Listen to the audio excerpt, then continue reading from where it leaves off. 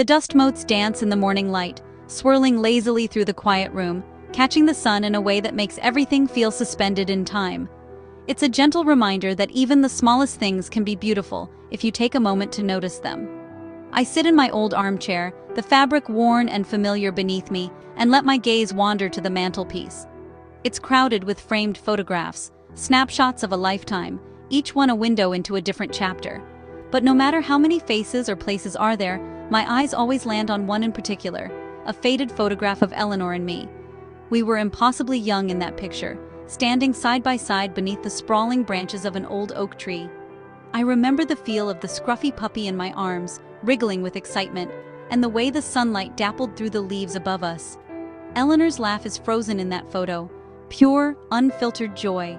You can almost hear it echoing through the years, bright and infectious, as if she's still right there beside me. We didn't keep the puppy. I remember the way he looked back at us as he was handed to his new family, his tail wagging uncertainly. The sensible choice, I said, convincing myself it was for the best. We were young, just starting out, and there were so many practical reasons not to keep him. A little boy claimed him that day, his face lighting up with happiness. Eleanor and I walked away, hand in hand, and treated ourselves to ice cream instead, laughing as the cold dripped down our fingers in the summer sun. I think about that day often, not for the puppy, but for the choice we made. It was just one of many sensible decisions, but sometimes I wonder about the path not taken. I spent my life making sensible choices, always weighing the pros and cons, always doing what seemed right and responsible. It's easy to lose sight of the small joys when you're focused on what's practical. Now, at 103, I find myself looking back and wondering how many laughs, how many moments of happiness I traded away for sensibility. The quiet evenings, the spontaneous adventures, the simple pleasures. The man in that photograph thought he had endless afternoons ahead. Time to spare, time to waste, time to savor. But time has a way of slipping through your fingers. If I could reach back, I'd tell him, don't take it for granted. It's not endless. Every moment is precious, and you never know how quickly it will pass. Life is a whisper, a breath. It's over before you realize it. Don't waste it on things that don't bring you joy. The years slip by faster than you think. One season fades into the next, and before you know it, decades have passed. The laughter, the small joys, the moments you share with the people you love, those are what matter most. Hold on to them tightly, cherish them, and let them fill your days. Don't let those memories fade away like an old photograph left in the sun. Treasure them, and let them remind you to choose joy whenever you can.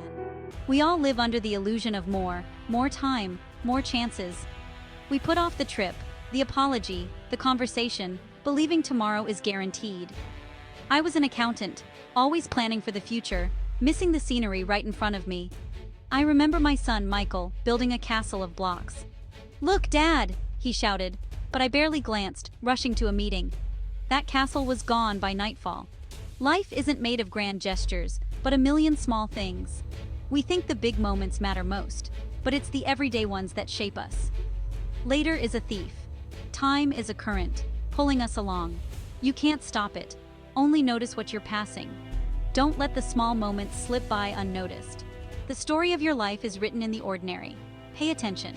Be present. Don't let the illusion steal what matters. The silence in this house is heavy. It settles in every corner, draping itself over the furniture and seeping into the walls. It's a silence that hums with memory, with the weight of all that once was.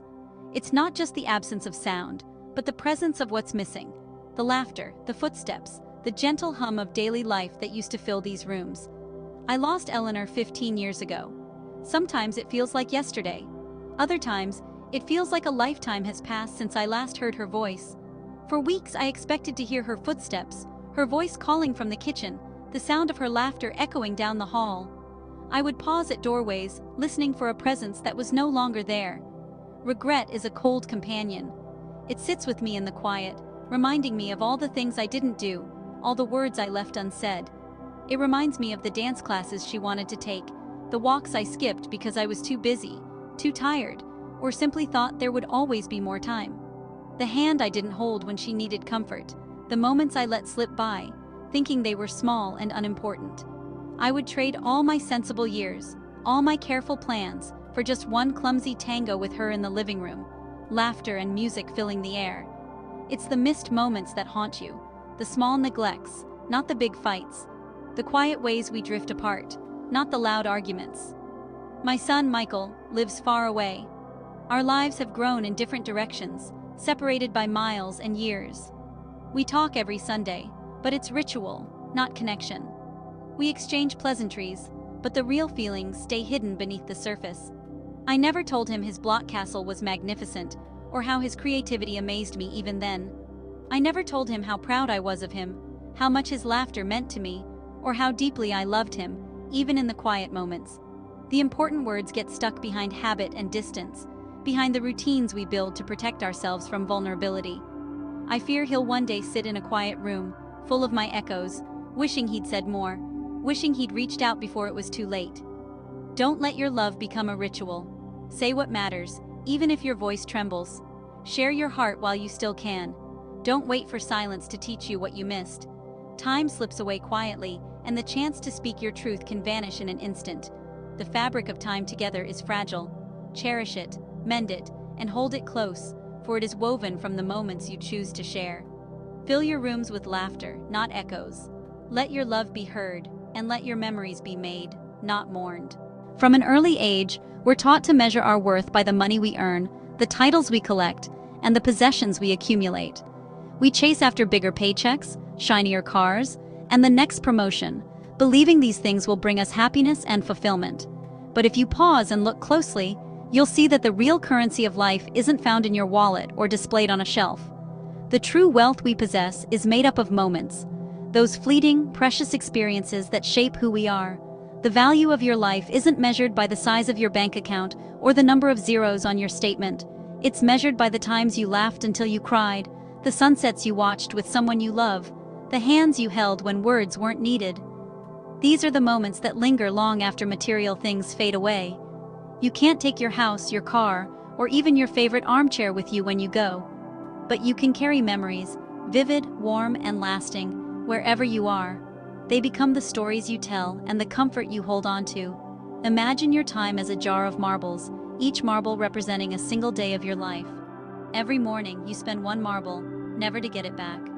The jar slowly empties, reminding us that our days are limited and precious.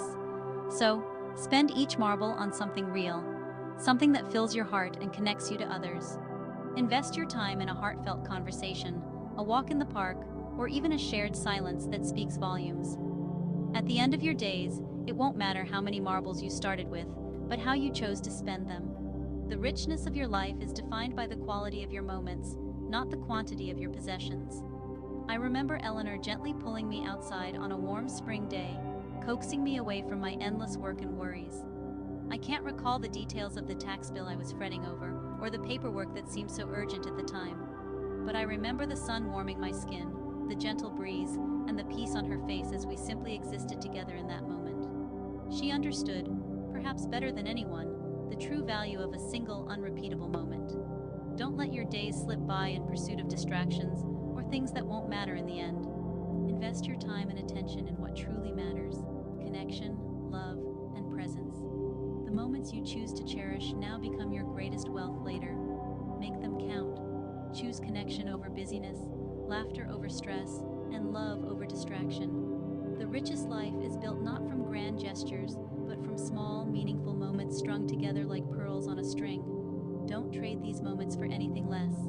Spend your marbles wisely, and you'll find that your life is truly abundant. Some words live inside you forever. Unspoken I love yous, I'm sorries, I'm proud of yous. We think there's always another chance, but life is fragile.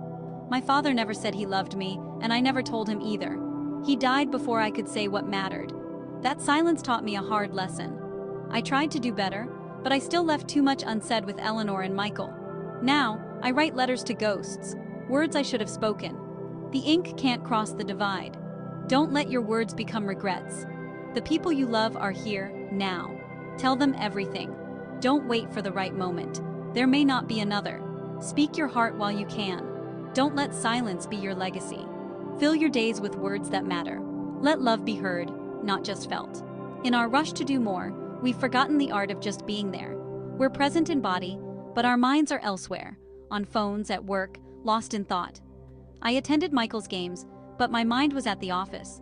I missed the details, the moments that mattered to him. Being present is a choice, a conscious act of love. Put down the phone, turn off the TV, look your loved ones in the eye. Give them your full attention. It costs nothing, but it's the greatest gift. Eleanor was a master of this. When she listened, you felt seen. I took it for granted, but now I see it was a choice she made, again and again. Practice this art. Be with your loved ones completely. It will transform your relationships. Real connection is built in these moments. Don't give your loved ones the leftovers of your attention. Give them your presence. It's the most valuable thing you have. We chase big moments, weddings, births, dream vacations, believing happiness is a destination. But happiness is a garden, not a mountain. It's found in the 1,000 tiny blossoms of daily life. My happiest memories aren't the big events, but the small, quiet ones. Coffee with Eleanor, pushing Michael on a swing, the taste of a ripe tomato. The world is full of small joys, hidden in the ordinary. The smell of bread, the warmth of a towel, a stranger's kindness. We miss them, searching for fireworks, ignoring the candlelight all around us. Start a gratitude practice. Notice 3 small joys each day. By looking for them, you'll see them everywhere. Tend your garden of contentment. Your ordinary life is already full of beauty. Don't wait for the grand finale. The concert is playing all around you. Happiness is in the journey, not the destination. Water the seeds of joy daily. Let your life bloom with small everyday wonders. The little things are everything. At my age, I think about legacy. I once believed it was what I built, my career, my house, my savings. But no one remembers your bank statement. The true measure of life is what you gave, not what you had. It's the love you shared, the lives you touched, the memories you left in others' hearts. Eleanor's legacy wasn't money or titles, but kindness, warmth, and laughter. Her love is woven into everyone she met. That's what endures. Ask yourself, who do you want to be remembered as? The busy one or the kind one? The one with titles or the one with love? Your character is your true legacy. Start building it now. The love you give is the only treasure that lasts. Invest in it every day. So here we are. Maybe you felt a pang of recognition. You intend to change, but life rushes back in and the moment fades. So I'll leave you with a task. Think of one person you love, someone you've been meaning to call. Hold on to that name. Now, pick up your phone and call them. Don't text, don't email, call. Let them hear your voice. Tell them you were thinking of them. Tell them you love them. Share a memory. Ask a real question. Listen. 5 minutes of genuine connection. It's a small step, but it matters. Don't wait until it's too late. Make the call. Make it now.